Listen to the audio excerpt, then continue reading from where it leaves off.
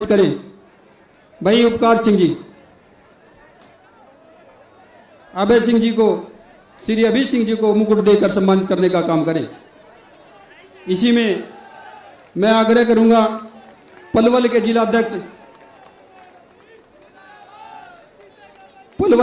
जिलाध्यक्ष श्री नंदराम जी वो आए और आदरणीय श्री आकाश आनंद जी को मुकुट देकर सम्मानित करने का काम करें।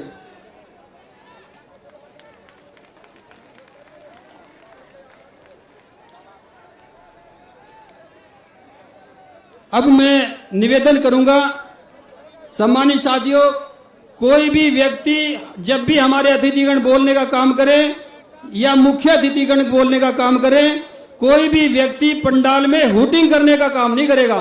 गंभीरता से बात सुनने का काम करे और गंभीरता से उनकी बातों को फॉलो करके आगे अपने क्षेत्र में बताने का काम करेंगे। मैं निवेदन करूंगा हमारे बीच में इस गठबंधन के होने वाले सीएम आदरणीय बड़े भाई अभय सिंह चौटाला जी वो आए और इस अपने शब्दों से जनसभाओं को संबोधित करने का काम करें। आदरणीय बड़े भाई अभय सिंह चौटाला जी।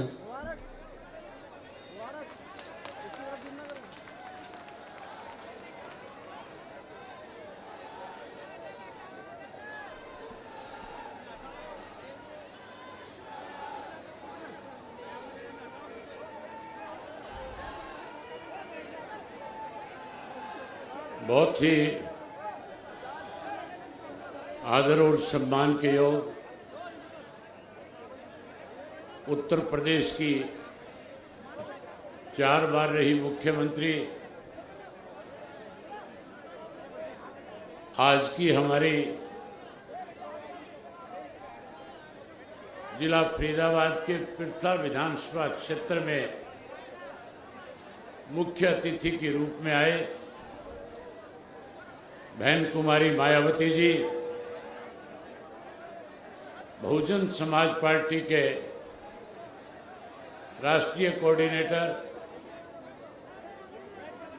भाई आकाश आनंद जी, बहुजन समाज पार्टी के पंजाब, हरियाणा और चंडीगढ़ के प्रभारी रणधीर बेनीवाल जी, मंच पे मेरे साथ बैठे हुए एनआईटी से बहुजन समाज पार्टी और इंडियन नेशनल लोकदल पार्टी के प्रत्याशी नगेंद्र बढ़ाना जी, फरीदाबाद से प्रत्याशी नरेंद्र पाल सिंह बघेल जी, पिरथा से आपके प्रत्याशी श्री सुरेंद्र वशिष्ठ जी, बड़थल से प्रत्याशी मनोज चौधरी जी और तिगावा विधानसभा क्षेत्र से बहुजन समाज पार्टी और इंडियन नेशनल लोकदल पार्टी के प्रत्याशी श्री लालचंद शर्मा जी, मंच पे मेरे साथ बैठे हुए दोनों पार्टी के प्रदेश, जिला और हल्का स्तर के सभी नेतागण, आज पिरथा विधानसभा क्षेत्र के इस चुनावी सभा में आए हुए आदरणीय बुजुर्गों, नौजवान साथियों, सम्मान के योग्य माताओं, बहनों, पत्रकार, छायाकार दोस्तों, 5 तारीख को हरियाणा की विधानसभा के चुनाव होने जा रहे हैं। आप लगातार पिछले 20 वर्षों से संन्यास के रूप में अनेक बाधाएं आपके बीच में कांग्रेस के पहले 10 साल के राज में आई और अब पिछले 10 वर्षों से भारतीय जनता पार्टी सत्ता में है। साथियों, लोग बदलाव चाहते हैं, भारतीय जनता पार्टी को सत्ता से बाहर करना चाहते हैं, वहीं कांग्रेस पार्टी को सत्ता से दूर रखना चाहते हैं। पहले 10 वर्ष जो कांग्रेस पार्टी का राज था, खास करके एनसीआर का जो इलाका था, दिल्ली के चारों तरफ का जो हरियाणा था, जो हरियाणा राज्य कृषि प्रधान प्रदेश था, कांग्रेस के राज में भूपेंद्र सिंह हुड्डा ने उस कृषि प्रधान देश को सीएलयू प्रधान देश बनाने का काम किया। यहाँ के किसानों की बेशम कीमती जमीन को दफा 4-6 के नोटिस दे करके किसान को आण होने पौने दाम पे बेचने पे मजबूर किया। जब किसान के हाथ से बिल्डर ने जमीन ले ली तो फिर 4-6 के नोटिस वापिस लेकर के उस जमीन पे बिल्डरों को सेक्टर काटने की अनुमति दे दी। उस पर बड़ी बड़ी सोसाइटियां बनाने की अनुमति दे दी। लोग 10 साल में परेशान हो गए थे। कांग्रेस पार्टी ने न केवल हरियाणा प्रदेश के अंदर भ्रष्टाचार को बढ़ावा दिया, बल्कि पूरे देश में अनेक ऐसे घोटाले किए थे जिससे हमारा देश पूरी दुनिया में बदनाम हुआ था। देश के लोगों ने मन बना लिया था कि हम हर हालत में कांग्रेस को सत्ता से बाहर करेंगे। जहां कांग्रेस को सत्ता से बाहर कर रहे थे, वही भारतीय जनता पार्टी के वायदों में आकर के कहीं भाजपा की देश में सरकार बनाने का काम किया। मोदी जी वायदा कर रहे थे, कह रहे थे अगर हमारी सरकार बनी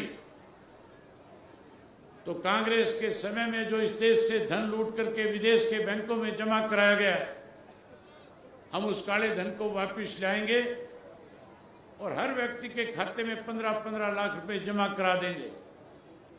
बहुत बड़ा वायदा था। आम आदमी सोच रहा था तू कर्ज मुक्त हो जाएगा, तू खुशहाल हो जाएगा। वहीं किसान का वोट कैसे लिया जाए, किसान से वायदा किया और कहा स्वामीनाथन की रिपोर्ट लागू करेंगे, एमएसपी का कानून बना देंगे, और वायदा किया और कहा था कि 2022 में किसान की फसल के दाम 2 गुना कर देंगे। साथियों, समय बीतता गया। 2022 में किसान की फसल के दाम 2 गुना करने की बजाय 3 कृषि के काले कानून बना दिए थे। 13 महीने किसान को दिल्ली के चारों तरफ हरियाणा के लगते हुए जो बॉर्डर थे, लाखों की संख्या में घर बार परिवार बच्चे छोड़ करके आंदोलन करने के लिए मजबूर होना पड़ा। 750 से ज्यादा किसानों ने शहादत दी। वादा किया था पढ़े लिखे नौजवान के साथ कि 2 करोड़ को हर वर्ष नौकरी देंगे, महंगाई कम करेंगे। आज देश में भारतीय जनता पार्टी की सरकार बनने के बाद महंगाई बढ़ी है, भ्रष्टाचार बढ़ा है, हरियाणा में कानून व्यवस्था खत्म हो गई है।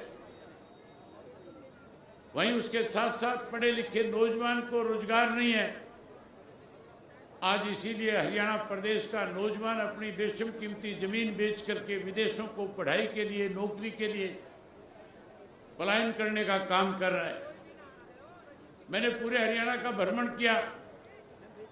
कोई गांव ऐसा नहीं है जिस गांव से सैकड़ों की संख्या में बच्चे जमीनें बेच बेच करके डोंकी वीजा के साथ विदेशों का पलायन ना कर गए हो। ये केवल सरकार की गलत पॉलिसी की वजह से हुआ। वहीं जहां हरियाणा दूध दही के मामले में पूरे देश और दुनिया में जाना जाता था, आज उस हरियाणा प्रदेश में नशा का बेशुमार मार बढ़ा हुआ है, अपराध बढ़े हैं। इसीलिए लोग परेशान है, सरकार को बदलना चाहते हैं। किसान दुखी है, मजदूर दुखी है, व्यापारी दुखी है, कर्मचारी दुखी है। आज तो सरकार के ऐसे फैसले हैं, वायदे तो किए थे कि हम लोगों के लिए सहूलियत की सुविधाएं प्रदान करेंगे, लेकिन ऐसे ऐसे फैसले लिए जिसकी वजह से हर वर्ग के लोग परेशान हो गए। अब बदलना चाहते हैं। आज पूरे हरियाणा प्रदेश के अंदर परसों चौधरी देवीलाल जी की जयंती थी। आप लोग भी बड़ी संख्या में आए हुए थे। पूरे हरियाणा प्रदेश से लाखों लोग उस चौधरी देवीलाल जी के सम्मान दिवस में चौधरी देवीलाल जी को जहां अपने श्रद्धा सुमन अर्पित करने आए थे, वहीं बहन मायावती जी का संदेश और आदेश सुनने के लिए आए थे कि बहन मायावती जी हमें क्या आदेश दे करके जाएंगी। और बहन जी ने खुल करके कहा कि अगर आप मजदूर की किसान की सरकार चाहते हो तो फिर एक एक बहुजन समाज पार्टी और इंडियन नेशनल लोकदल पार्टी के कार्यकर्ता को जब तक वोट ना पड़े 5 तारीख तक लगातार लोगों से संपर्क करें, गरीब मजदूर की सरकार बना करके देश में एक मैसेज दें कि जहां हरियाणा प्रदेश का किसान और मजदूर इकट्ठा होकर के, जो किसान इस देश का अन्नदाता है, जो मजदूर इस देश का निर्माता है, अगर हम देश का निर्माण कर सकते हैं, हम देश को अन्नदाता के रूप में अन्न दे करके भंडारण भर सकते हैं, तो फिर देश के अंदर मजदूर और किसान की सरकार क्यों नहीं बना सकते। अब सही समय आ गया साथियों मजदूर और किसान की सरकार बनाने का। साहब श्री काशीराम जी ने और आदरणीय चौधरी देवीलाल जी ने सारी उम्र कैसे गरीब आदमी का, कमजोर आदमी का, कमेरे वर्ग के लोगों का, किसान का उत्थान हो, इसके लिए उन्होंने पूरा जीवन संघर्ष किया। देश की आजादी के बाद जहां देश आजाद हो गया था, वहां किसान और मजदूर को देश के अंदर सत्ता में बैठे लोगों ने फिर से गुलाम बनाने का काम किया था। कैसे उनकी उस गुलामी से उनको मुक्ति मिले, उसके लिए पहले साहब काशीराम जी ने, चौधरी देवीलाल जी ने संघर्ष किया और उसके बाद उत्तर प्रदेश के अंदर सबसे बड़ा बदलाव अगर किसी ने लाने का काम किया, जहां गरीब का सबसे ज्यादा शोषण होता था, अगर उनके गरीब आदमी को कैसे सत्ता तक पहुंचाया जाए, इसके लिए अगर किसी ने संघर्ष किया, किसी ने जागृति पैदा करी, तो आज आपके बीच में बैठ करके आपको संदेश देने के लिए आई हुई बहन मायावती जी थी। और हरियाणा प्रदेश में गरीब की अगर किसी ने मदद करी, अगर किसान को किसी ने न्याय दिलाया, तो उस शख्स का नाम चौधरी ओम प्रकाश चौटाला है। चौधरी ओम प्रकाश चौटाला ने अनेक कमजोर वर्ग के लोगों को, जिनको राजनीतिक तौर पे अस्थिर किया हुआ था, उनको राज्यसभा में, विधानसभा में भेज करके उनकी अपनी ताकत बढ़ाने का काम किया था। आज साथियों फिर समय आ गया, आज फिर मौका है। ये कांग्रेस और भारतीय जनता पार्टी जो दो मुंही सांप है, एक नागनाथ है, एक सांपनाथ है, इसको कुचलने का समय आ गया। इसको कुचलने के लिए आपको लाठी उठाने की जरूरत नहीं। इसको कुचलने के लिए केवल 5 तारीख को जहां बीएसपी और इंडियन नेशनल लोकदल पार्टी की तरफ से बीएसपी का उम्मीदवार है, वहां हाथी के सामने का बटन दबा देना, ये दोनों अपने आप मारे जाएंगे, खत्म हो जाएंगे। जहां इंडियन नेशनल लोकदल पार्टी का और बहुजन समाज पार्टी का इंडियन नेशनल लोकदल का प्रत्याशी है, वहां ऐनक के सामने का बटन दबा करके इन दोनों को मारने का काम करना। जहां इन दोनों को दबाओगे, मारोगे, वहीं साथियों पहले भी चौधरी देवीलाल ने आपको अनेक सुविधाएं प्रदान करी। फिर चौधरी ओम प्रकाश चौटाला जब इस प्रदेश के मुख्यमंत्री बने, उन्होंने सरकार आपके द्वार कार्यक्रम के तहत पूरे प्रदेश के अंदर सड़कों का जाल बिछाया। गांव-गांव में पीने के पानी के बंदोबस्त के लिए आपके घर तक टुंटी पहुंचाई, वाटर वर्क्स लगाए। वहीं उसके साथ साथ गांव में पीएचसी, सीएचसी, डिस्पेंसरी बना करके आपको स्वास्थ्य सेवाएं प्रदान करी। गांव-गांव के अंदर स्कूल अपग्रेड किए ताकि हमारे बच्चों को बाहर दूर दराज पढ़ने के लिए जाना ना पड़े। आज इस सरकार ने स्कूल बंद कर दिए, स्वास्थ्य केंद्र बंद कर दिए, सड़कें टूटी पड़ी है, बेहाल है, बिजली महंगी हो गई, पीने का स्वच्छ पानी नहीं है। आज बीजेपी के लोग, कांग्रेस के लोग इश्तेहार देते हैं, वायदे करते हैं, लेकिन साथियों सत्ता में आने के बाद ना भाजपा ने अपना मैनिफेस्टो लागू किया, ना कहीं बीजेपी ने आपको सुविधाएं प्रदान करी। अगर मैनिफेस्टो किसी ने लागू किया हुआ वायदा पूरा किया तो हरियाणा में इंडियन नेशनल लोकदल पार्टी ने किया। और उदाहरण है आपके सामने बहन जी, आपके साथ सटा हुआ उत्तर प्रदेश है। किस तरह से बहन जी के राज में उत्तर प्रदेश के अंदर किसान खुशहाल था, किस तरह से अपराध खत्म किया गया था, अपराधी यूपी छोड़ करके भाग गए थे। और वहीं उसके साथ साथ जिस गरीब आदमी को वोट का अधिकार नहीं था, ना केवल उसको वोट का अधिकार दिलाया बल्कि उसका राज बना करके उसकी उत्तर प्रदेश के राज में हिस्सेदारी देने का काम किया। वहीं साथियों हम दोनों ने बैठ करके, बहन जी ने, मैंने आकाश जी के साथ बैठ करके, बहुजन समाज पार्टी के नेताओं के साथ बैठ करके, इंडियन नेशनल लोकदल पार्टी के नेताओं ने एक साझा कार्यक्रम आपके बीच में देने का काम किया है। अगर आप हमारी सरकार, अपनी सरकार बनाओगे तो चौधरी देवीलाल ने सबसे पहले देश के अंदर पेंशन 100 रुपया माहवार करी थी। आज बीजेपी वाले कहते हैं हम बढ़ा देंगे, हुड्डा कहता है 6000 कर दूंगा। 10 साल मुख्यमंत्री रहा था, एक नया पैसा नहीं बढ़ाया था। आप राज बनाओ, सत्ता में आओ, अपनी सरकार बनाओ, हम 100 रुपए वाली पेंशन 7500 रुपया महीना आपके घर पहुंचाने का काम करेंगे।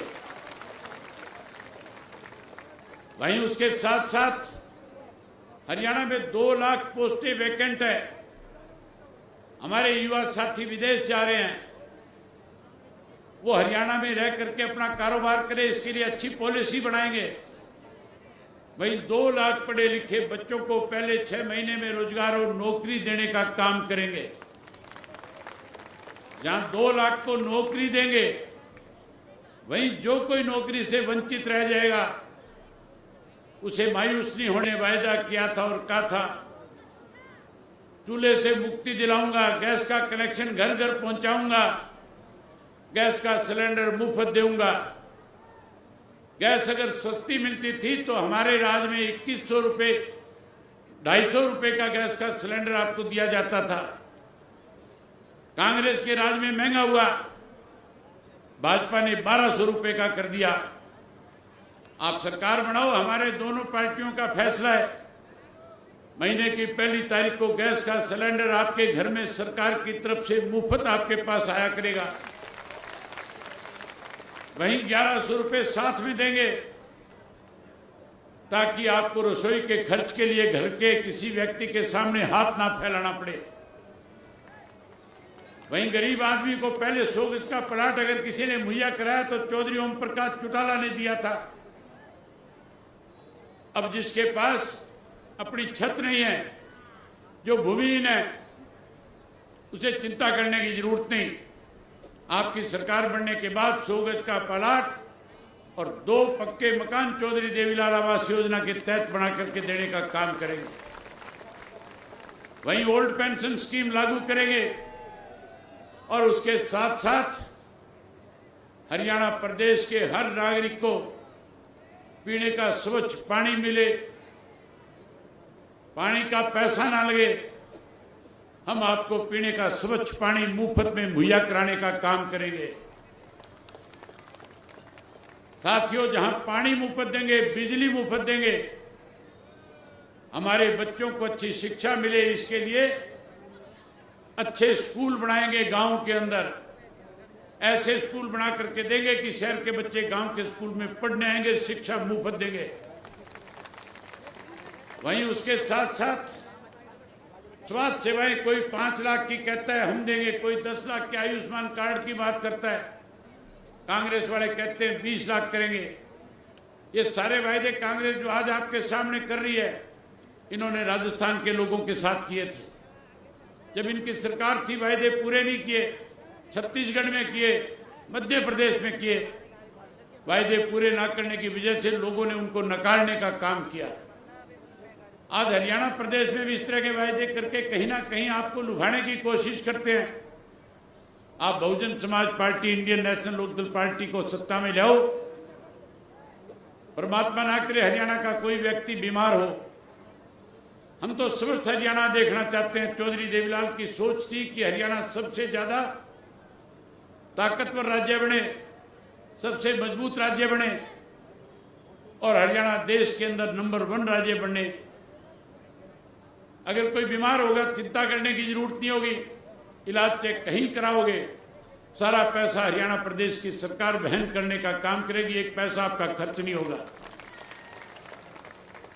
साथियों, मन बहुत था आपके साथ बहुत सारी बातें करूं, लेकिन मजबूरी है, मुझे भी वापस सरसा जाना है, वहां के कार्यक्रम है और बहन जी भी काफी समय पहले आ गए थे। मैं इनसे पहले पहुंचना चाहता था, मैं इनसे इस बात के लिए माफी चाहता हूं। मेरी मजबूरी थी, मुझे आज टेक ऑफ नहीं करने दिया। वहां पे एयरफोर्स वालों की कोई एक्सरसाइज चल रही थी। कल वहां प्राइम मिनिस्टर ने आना है, इसलिए उड़ने में देरी होगी, इसलिए आपके बीच में लेट आया हूं। मैं आपका और समय जाया ना करके आपसे केवल ये आग्रह करूंगा कि अगर आप चाहते हो मजदूर और किसान का राज बने, तो फिर 5 तारीख तक जो बातें मैंने आपके सामने कही है, जो बहन जी संदेश आपको दे, वो संदेश जन जन तक पहुंचाना। 25 तारीख को चौधरी देवीलाल के सम्मान दिवस के ऊपर लाखों लोगों ने इकट्ठे होकर के देश के अंदर एक मैसेज दे दिया कि हरियाणा प्रदेश में अगली सरकार बहुजन समाज पार्टी और इंडियन नेशनल लोकदल पार्टी की बनने जा रही है। आज आपने भी इतनी बड़ी संख्या में आकर के, मैं प्रेस के साथियों से कहूंगा, चाहे राहुल गांधी की मीटिंग हो और चाहे प्राइम मिनिस्टर की मीटिंग हो, सब जगह पे ढो करके लोग लाए जाते हैं। ये सब गरीब मजदूर और किसान के बच्चे हैं, सब अपनी मर्जी से चल करके आए हैं। ये बदलाव की बहुत बड़ी निशानी है। मैं आपसे एक बारी पत्रकार साथियों से कहूंगा, आप अपने कैमरों का मुंह पीछे की तरफ करें और आपसे कहूंगा कि एक बारी हाथ खड़ा करके कहो कि हम बदलाव लाएंगे, हम अपनी सरकार बनाएंगे। एक बार जोर से बोल को कहो कि हम अपनी सरकार बनाएंगे। बहुत धन्यवाद आपका।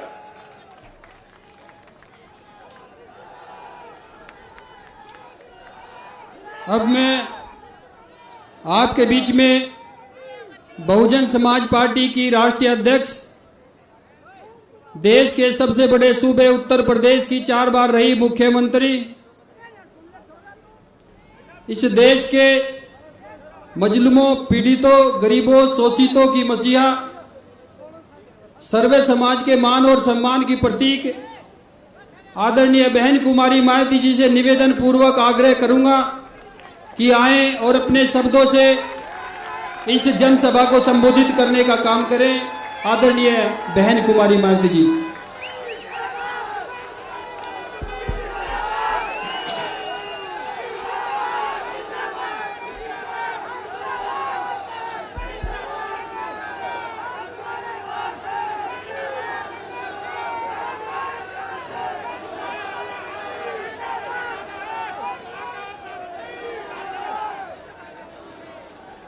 चुनावी जनसभा में इकट्ठा हुए बीएसपी व इन लोगों के बने इस गठबंधन के सभी छोटे बड़े पदाधिकारी, नेता एवं कार्यकर्तागण, आज आप लोग यहाँ हरियाणा प्रदेश में विधानसभा के लिए हो रहे आम चुनाव में अपने गठबंधन के उम्मीदवारों के समर्थन में हमें सुनने के लिए यहाँ इकट्ठा हुए हैं, तो उसके लिए मैं आप सभी लोगों का हार्दिक दिल से आभार प्रकट करती हूँ, जिनको कामयाब बनाने के लिए भारतीय राष्ट्रीय लोकदल के वरिष्ठ राष्ट्रीय महासचिव चौधरी अभय चौटाला जी व इनके सभी साथीगण तथा बीएसपी के भी नेशनल कोऑर्डिनेटर श्री आकाश आनंद व यहाँ के संयोजक श्री रणधीर बेनीवाल और इनके भी सभी साथीगण पूरे जी जान से लगे हैं। और अब मैं आप लोगों का ध्यान यहाँ हरियाणा प्रदेश में विधानसभा के लिए हो रहे आम चुनाव में अपने इस बने गठबंधन की सरकार बनाने को लेकर कुछ जरूरी बातों की तरफ दिलाना चाहती हूँ।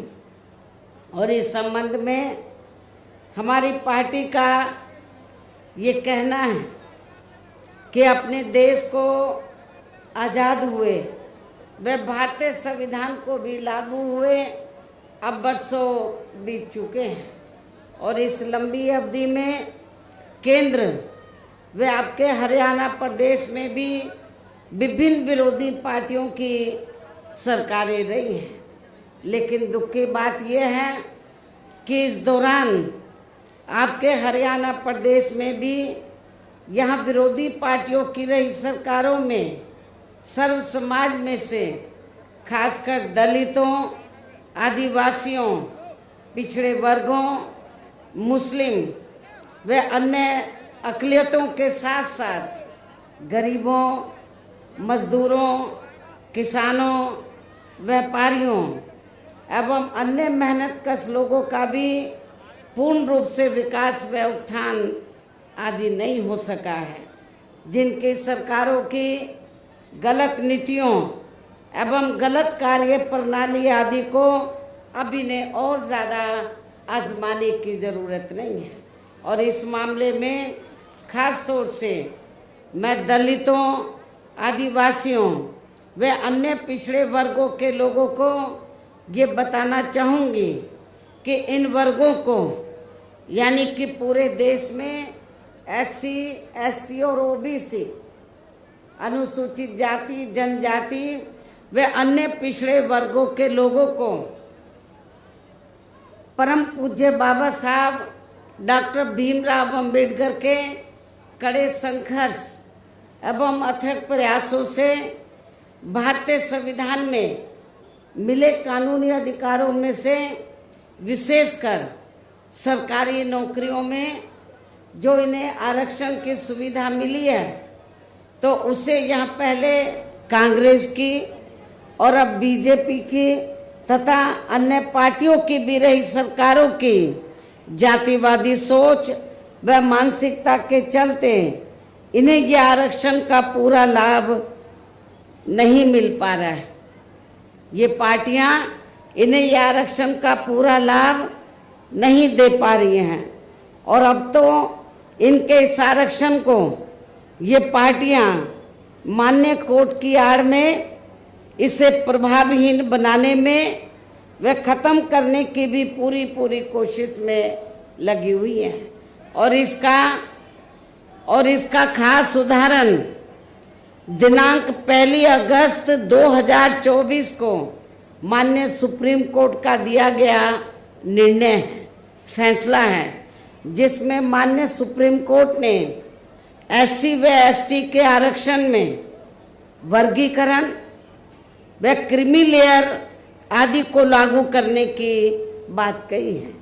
और यदि इन वर्गों के आरक्षण के मामले में केंद्र की वर्तमान भाजपा सरकार की भी नीति व नीयत साफ होती, तो फिर ये सरकार जो वर्तमान केंद्र की भाजपा सरकार है, तो फिर ये सरकार माननीय सुप्रीम कोर्ट के आरक्षण को लेकर आए इस निर्णय को बिना कोई देरी किए हुए उसे निष्प्रभावी बनाने व पूर्व की स्थिति में लाने के लिए संसद का विशेष सत्र बुलाकर फिर संवैधानिक संशोधन विधेयक जरूर लाती।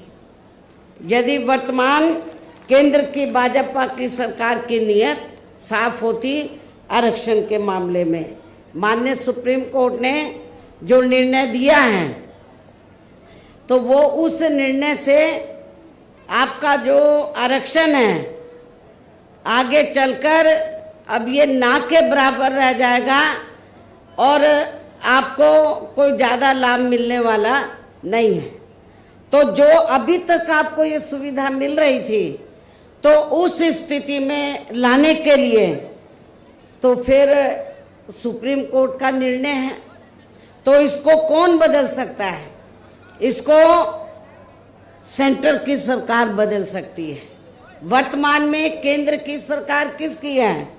भारतीय जनता पार्टी की। हमने भारतीय जनता पार्टी की सरकार को ये कहा कि यदि आपकी दलितों, आदिवासियों और अन्य पिछड़े वर्गों के मामले में, खासकर SC ST के आरक्षण के मामले में यदि नीति आपकी स्पष्ट है, सोच सही है, तो फिर आपको जो माननीय सुप्रीम कोर्ट ने 1 अगस्त 2024 को जो निर्णय दिया है जिससे SC ST का आरक्षण निष्प्रभावी हो गया है और ये फिर खत्म हो जाएगा, तो फिर इसको प्रभावी बनाने के लिए और पूर्व की स्थिति में लाने के लिए फिर केंद्र सरकार की जिम्मेवारी बनती है कि वो पार्लियामेंट का विशेष सत्र बुलाए और विशेष सत्र बुलाकर उसमें संवैधानिक संशोधन विधेयक लाए। और उसमें फिर हम देखते हैं कांग्रेस और पूरा विपक्ष तो वो आपको सपोर्ट करता है नहीं करता है। जिन्होंने संविधान बचाने और आरक्षण को बचाने के नाम पर पूरे देश में दलितों, शोषितों को, पिछड़ों को गुमराह करके इनका वोट तो ले लिया, लेकिन जब माननीय सुप्रीम कोर्ट ने जजमेंट दिया तो जजमेंट के बाद इनको सांप सूंघ गया है। ये सारी विपक्ष की पार्टियां, कांग्रेस और इनका इंडिया गठबंधन सब चुप है, कुछ बोलने के लिए तैयार नहीं है। लेकिन हमारे लोगों ने भी बहुत बड़ी गलती की, उनके बहकावे में आ गए। संविधान बचाने के नाम पर, आरक्षण बचाने के नाम पर उनके बहकावे में आकर अपनी पार्टी BSP को भी किनारे कर दिया और इंडिया गठबंधन को वोट दे दिया लोकसभा चुनाव में। लेकिन अब क्या हो रहा है? चुनाव खत्म होने के बाद इंडिया गठबंधन को फायदा तो हो गया गुमराह करके आप लोगों को, लेकिन जब 1 अगस्त को निर्णय आया आरक्षण को लेकर कि जो शुल्क कास्ट के लोग हैं, ट्राइब कम्युनिटीज के लोग हैं, दलित जो लोग हैं, आदिवासी लोग हैं, तो अब इनको जो पहले से आरक्षण मिल रहा था, जो इनका कोटा मुकर्रर था, जो पहले से आरक्षण मिल रहा था, वो ना मिलके अब इनका वर्गीकरण किया जाएगा।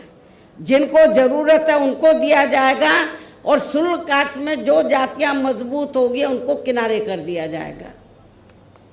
ये जजमेंट है। लेकिन ये आप लोगों को मालूम होना चाहिए कि जिन शुल्क कास्ट में जो जातियां कुछ आगे भी बढ़ी हैं, मुश्किल से 5-6% लोग बढ़े हैं, बाकी लोगों की सामाजिक, आर्थिक और शैक्षणिक स्थिति में अभी कोई ज़्यादा बदलाव नहीं आया है। इसलिए इनके वर्गीकरण की अभी जरूरत नहीं है, बल्कि जो पूर्व में जैसी स्थिति बनी थी इनको सबको अभी पूरा आरक्षण देने की जरूरत है। लेकिन जब हमने इसके खिलाफ आवाज उठाई तो फिर सारी पार्टियां चुप हो गई। हमने बीजेपी को भी कहा कि सुप्रीम कोर्ट का जजमेंट है, आप संवैधानिक संशोधन विधेयक लाइए और आप उसे पार्लियामेंट में लाकर पास कराएं। हम अपोजिशन को भी देखेंगे, इंडिया गठबंधन को भी देखेंगे कि वो आपको सपोर्ट करता है नहीं करता है।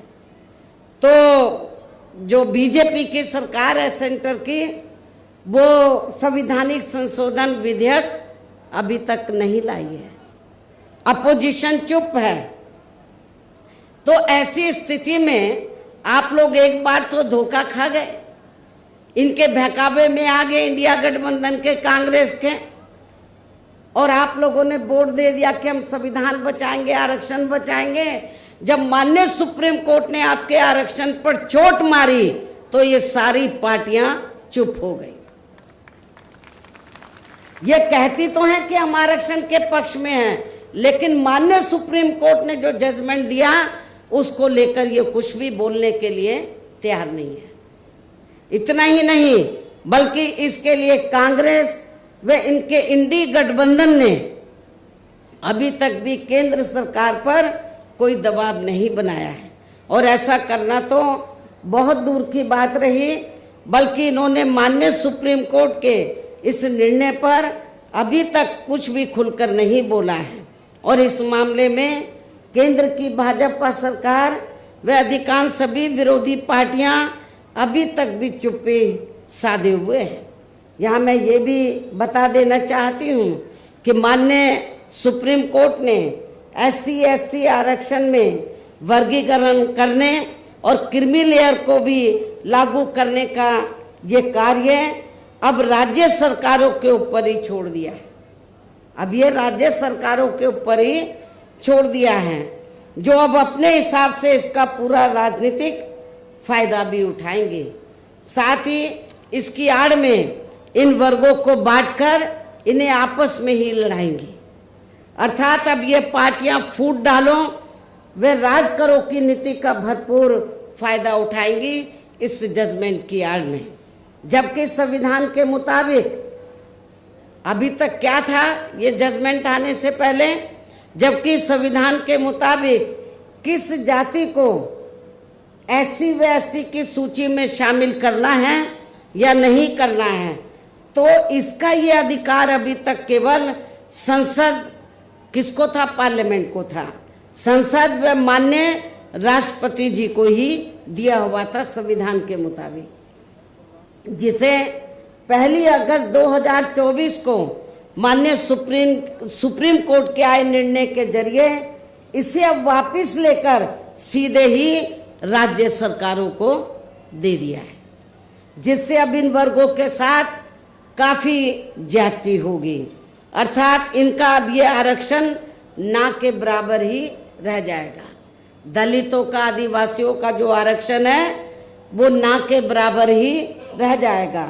और अब तो कांग्रेस के श्री राहुल गांधी ने भी विदेश में जाकर इनके सभी आरक्षण को आगे वक्त आने पर खत्म करने का भी ऐलान कर दिया है। इसलिए इन वर्गों के लोगों को बाबा साहब डॉक्टर भीमराव अंबेडकर द्वारा जो इन्हें आरक्षण का ये संवैधानिक अधिकार मिला है, तो इसे बचाने के लिए अब यहाँ हरियाणा प्रदेश में हो रहे विधानसभा चुनाव में इन वर्गों को, ऐसी सभी आरक्षण विरोधी पार्टियों को अपना कतई भी वोट नहीं देना है। जो ये पार्टियां माननीय सुप्रीम कोर्ट के आए इस निर्णय को बिल्कुल भी बदलने के लिए तैयार नजर नहीं आती हैं, ना तो भारतीय जनता पार्टी और ना ही कांग्रेस पार्टी का इंडिया गठबंधन।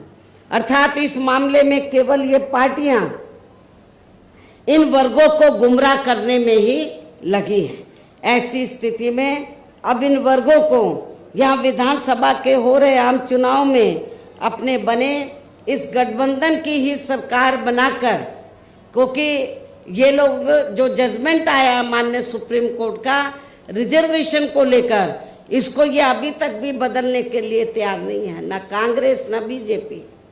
तो ऐसी स्थिति में अब आप लोगों को करना क्या है, यह अपने गठबंधन की सरकार बनाकर इसे लागू होने से, ये जो अभी नया जजमेंट आया है, तो अपने यहाँ गठबंधन की सरकार बनाकर इसे लागू होने से तब तक लटका कर व रोक कर रखना है जब तक केंद्र व विपक्ष द्वारा इस निर्णय को संवैधानिक संशोधन के जरिए खत्म करके इसे पुरानी स्थिति में बहाल नहीं कर दिया जाता है। गठबंधन की सरकार यहाँ बनती है, हमारी गठबंधन की हमारे हाथ में है कि इसे लागू करें या ना करें। इसको हम लटका के रख सकते हैं। सुप्रीम कोर्ट का जजमेंट है तो इसको हम आगे बढ़ा सकते हैं। कब तक? जब तक केंद्र व विपक्ष द्वारा इस निर्णय को संवैधानिक संशोधन के जरिए खत्म करके इसे पुरानी स्थिति में बहाल नहीं कर दिया जाता है। इसलिए ऐसी स्थिति में अब आपको एक तरफा अपना वोट केवल बीएसपी व इन्हें लोग के बने अपने इस गठबंधन को ही देना है, ताकि सत्ता में आकर यहाँ आपके स्टेट में माननीय सुप्रीम कोर्ट के इस निर्णय पर कुछ हद तक अंकुश लगाया जा सके। इतना ही नहीं बल्कि केंद्र व राज्यों में कांग्रेस, बीजेपी व अन्य जातिवादी पार्टियों की रही सरकारों ने इनका आरक्षण का कोटा अभी तक भी पूरा नहीं भरा है, जिसे फिर अंत में किसी न किसी रूप में सामान्य वर्गों को ही दे दिया जाता है। जबकि उत्तर प्रदेश में जब हमारी पार्टी की सरकार बनी, हमने विशेष अभियान चलाकर इस आरक्षण के कोटे को हमने पूरा कराया था। पदोन्नति में आरक्षण को तो इन्होंने मान्य कोर्ट की आड़ में काफी हद तक खत्म ही कर दिया है। इसके साथ ही केंद्र व राज्यों की भी सरकारों द्वारा इन वर्गों के लोगों को प्राइवेट सेक्टर में आरक्षण दिए जाने की व्यवस्था किए बिना ही इनके ज्यादातर सरकारी कार्य अब यहाँ प्राइवेट सेक्टर के जरिए ही देश के अधिकांश बड़े बड़े पूंजीपतियों व धन्ना सेठों को ही दिए जा रहे हैं, जिसके कारण आपके यहाँ हरियाणा प्रदेश सहित पूरे देश में अब इन वर्गों के लोगों को आरक्षण का बहुत कम ही लाभ मिल पा रहा है, क्योंकि प्राइवेट सेक्टर में आरक्षण की व्यवस्था नहीं है। और इससे अब पूरे देश में दलितों व आदिवासियों के साथ साथ अन्य पिछड़े वर्गों को भी काफी ज्यादा नुकसान हो रहा है। जबकि अन्य पिछड़े वर्गों के लोगों को ये भी मालूम होना चाहिए, इन्हें मंडल कमीशन की रिपोर्ट के तहत आरक्षण की ये सुविधा केंद्र में कांग्रेस पार्टी की रही सरकार में नहीं मिली है, बल्कि बीएसपी के कड़े संघर्ष एवं अथक प्रयासों से केंद्र में रही श्री बीपी सिंह की सरकार में ही मिली है। हमें काफी स्ट्रगल करना पड़ा, जिसका भी अब यहाँ जातिवादी विरोधी पार्टियों की चल रही सरकारें इन्हें पूरा लाभ नहीं दे पा रही हैं। इसके साथ ही श्री बीपी सिंह की सरकार में ही इन वर्गों के मसीहा परम पूज्य बाबा साहब डॉक्टर भीमराव अंबेडकर को भी यहाँ भारत रत्न की उपाधि से सम्मानित किया गया है। जब बीपी सिंह की सरकार थी तो तभी बाबा साहब को भारत रत्न की उपाधि से सम्मानित किया गया था, जिसके लिए वो हर प्रकार से पात्र भी थे। जबकि इन्हें ये सम्मान इनके जीते जी केंद्र में रही कांग्रेस पार्टी की ही सरकार में बहुत पहले ही मिल जाना चाहिए था, लेकिन इस पार्टी की सरकार ने इनके देहांत के बाद भी इन्हें ये सम्मान नहीं दिया। कांग्रेस पार्टी की सरकार ने इनके देहांत के बाद भी इन्हें ये सम्मान नहीं दिया। इससे इन वर्गों के प्रति इस पार्टी की हीन व जातिवादी मानसिकता साफ झलकती है। इतना ही नहीं बल्कि इनके कारवां को आगे बढ़ाने वाले वे हर मामले में समर्पित व्यक्तित्व मान्यवर श्री कांशीराम जी के देहांत होने पर केंद्र में रही इसी कांग्रेस पार्टी की सरकार ने इनके सम्मान में एक दिन का भी राष्ट्रीय शोक घोषित नहीं किया था। इसके साथ ही इन वर्गों के लोगों को जुल्म जाति से निजात दिलाने के लिए जो भी यहाँ नियम व कानून आदि बने हैं तो उन पर भी केंद्र व राज्यों की सरकारें सही से अमल नहीं कर पा रही है, जिससे अब यह खासकर दलितों, आदिवासियों व अन्य पिछड़े वर्गों के ऊपर शोषण करने वालों का मनोबल और भी ज्यादा बढ़ रहा है। और ये सब हमें यहाँ आपके हरियाणा प्रदेश में भी काफी कुछ देखने के लिए मिल रहा है। इसी प्रकार हमें पूरे देश में मुस्लिम व अन्य अक़लियत समाज के लोगों की भी अधिकांश मामलों में हालत कोई खास अच्छी नजर नहीं आती है। इनके साथ साथ अपर कास्ट समाज व जाट समाज में भी खासकर गरीब लोगों की भी आर्थिक स्थिति अभी भी यहाँ आपके हरियाणा प्रदेश सहित पूरे देश में काफी ज्यादा खराब व दयनीय ही बनी हुई है। इनके अलावा आपके हरियाणा प्रदेश सहित पूरे देश में सर्व समाज में से विशेषकर यहाँ गरीब, मजदूर, किसान, कर्मचारी, व्यापारी एवं अन्य मेहनतकश लोग भी अपनी विभिन्न समस्याओं को लेकर अभी भी हमें काफी ज्यादा दुखी ही नजर आते हैं। और इनमें भी किसान वर्ग तो केंद्र में अभी तक की रही सभी सरकारों द्वारा बनाई गई उनकी गलत नीतियों के कारण अब काफी ज्यादा परेशान व दुखी भी रहा है और अभी भी है।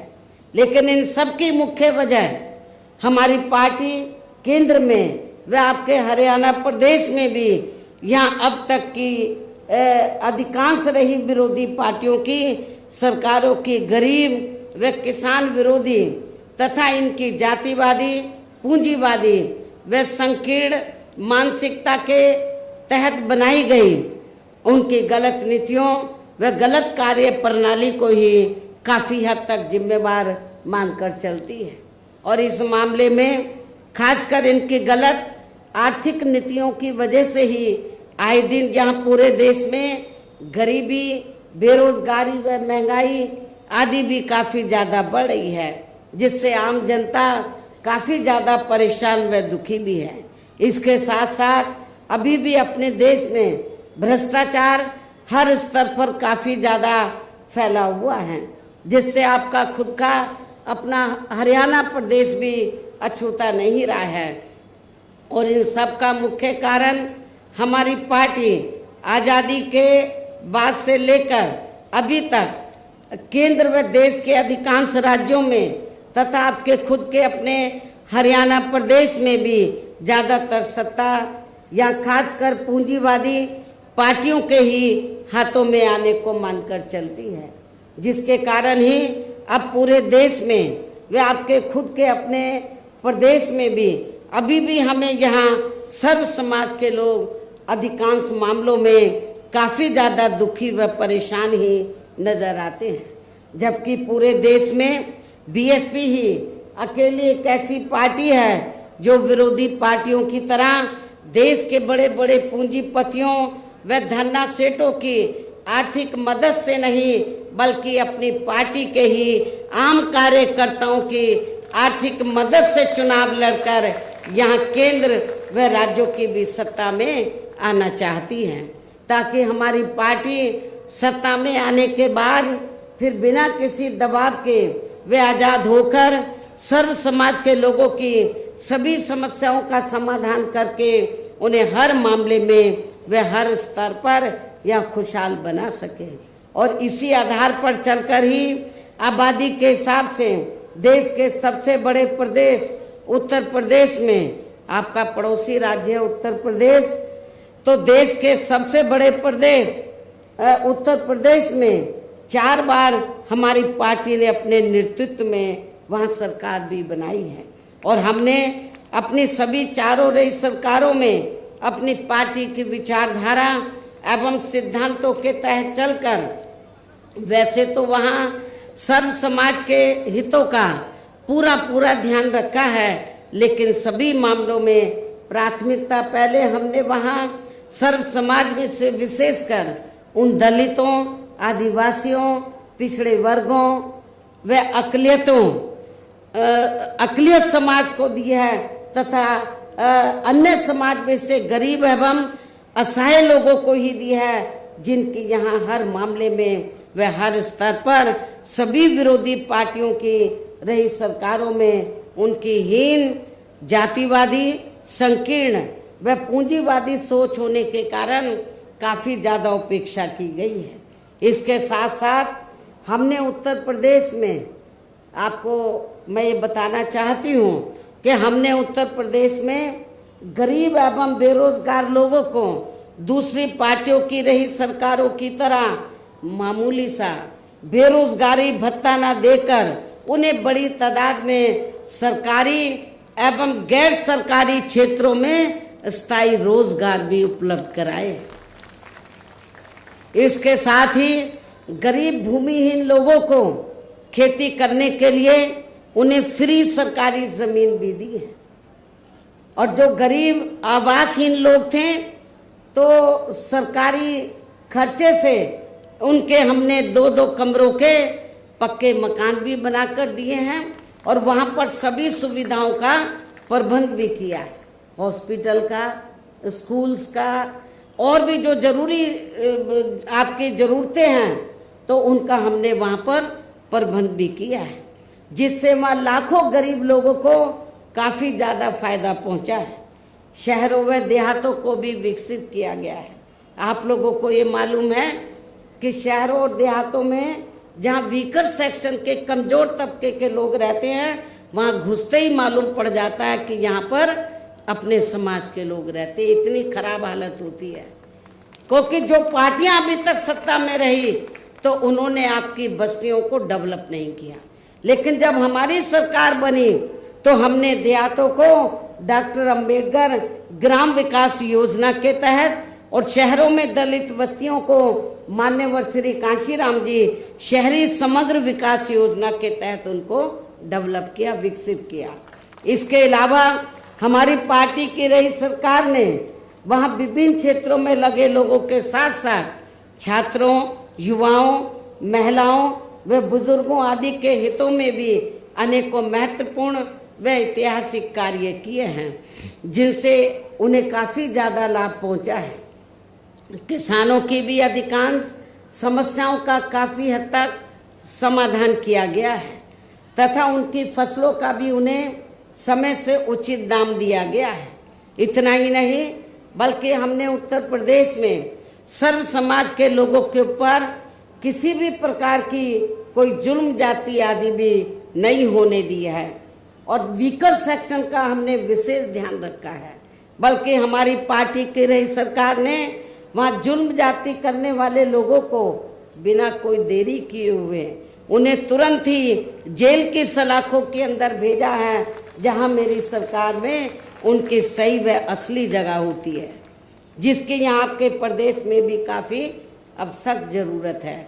इसके साथ ही हमारी पार्टी की रही सरकार ने अपने देश में दलित एवं अन्य पिछड़े वर्गों में समय समय पर जन्मे यहाँ महान संतों, गुरुओं व महापुरुषों में भी खासकर महात्मा ज्योतिराव फूले, श्री छत्रपति शाहू जी महाराज, श्री नारायणा गुरु, बाबा साहब डॉक्टर भीमराव अंबेडकर एवं मान्यवर श्री कांशीराम जी आदि को भी विभिन्न रूपों में पहली बार वह पूरा आदर सम्मान दिया है, जिन्हें विरोधी पार्टियों के लोग अभी तक भी आसानी से पचा नहीं पा रहे हैं।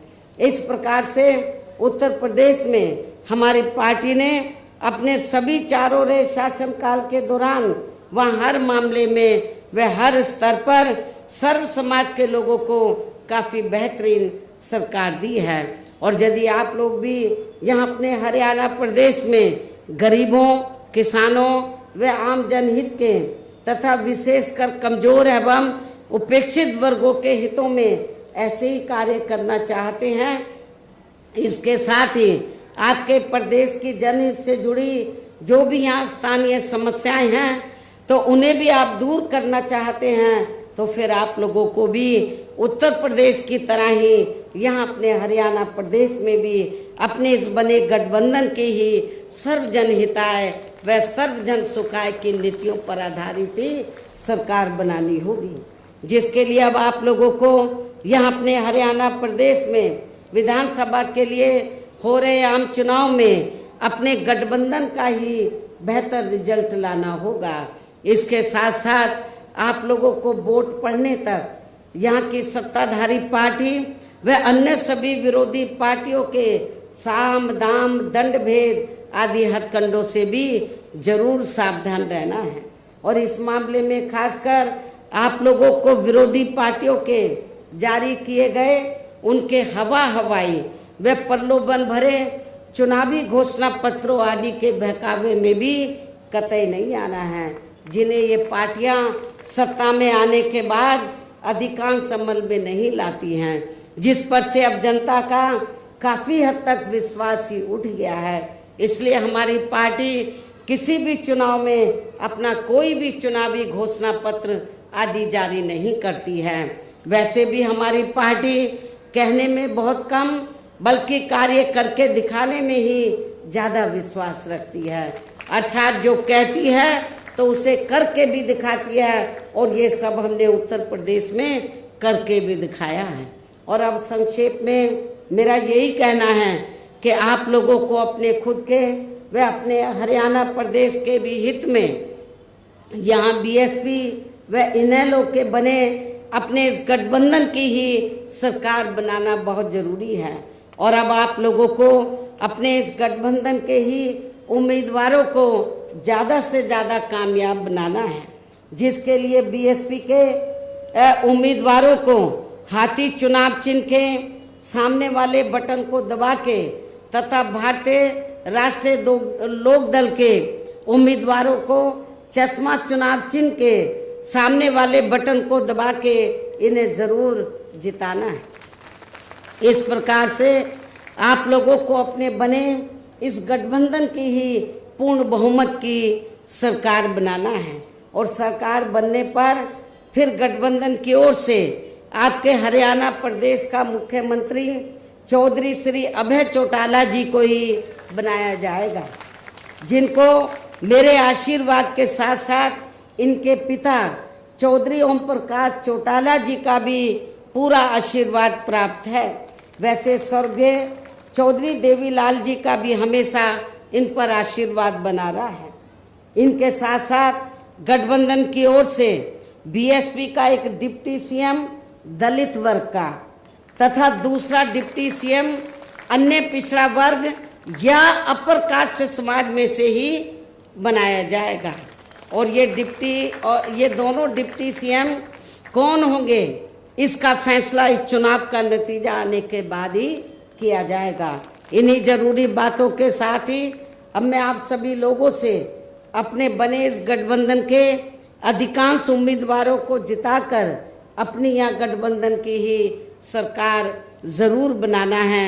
इस उम्मीद के साथ ही अब मैं केंद्र सरकार से देश में जातीय जनगणना कराने के लिए भी विशेष अनुरोध करती हूँ, जिसको पहले केंद्र में रही कांग्रेसी सरकार ने और अब वर्तमान में चल रही बीजेपी की सरकार ने भी इसे अभी तक भी लटका के रखा हुआ है, जो उचित नहीं है। इसके लिए भी इनसे विशेष आग्रह के साथ ही अब मैं अपनी बात यही समाप्त करती हूँ। धन्यवाद। जय भीम व जय भारत।